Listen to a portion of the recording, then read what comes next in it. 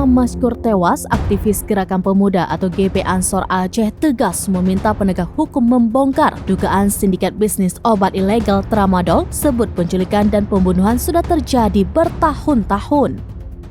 Hal itu disampaikan pimpinan cabang GP Ansor Luxmawe, Fakhrul Razi, menanggapi oknum Pas Pampres yang menyiksa Imam Mashkur hingga tewas dan diduga terkait tebusan uang keamanan dari bisnis obat ilegal tramadol. Pimpinan cabang GP Ansor Luxmawe itu melanjutkan, seperti yang diungkap sejumlah pihak, anak-anak muda Aceh di perantauan saat ini banyak yang terlibat dalam bisnis tramadol. Aktivis GP Ansor Aceh itu meyakini ada pihak-pihak ormas tertentu yang terlibat dalam sindikat tramadol demi keuntungan pribadi.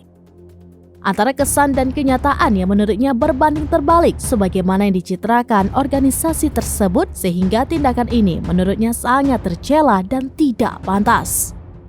Ormas yang terlibat dan terjebak dalam sistem sindikat ini merupakan jejaring untuk memberikan pengamanan terhadap toko atau penjualan obat ilegal.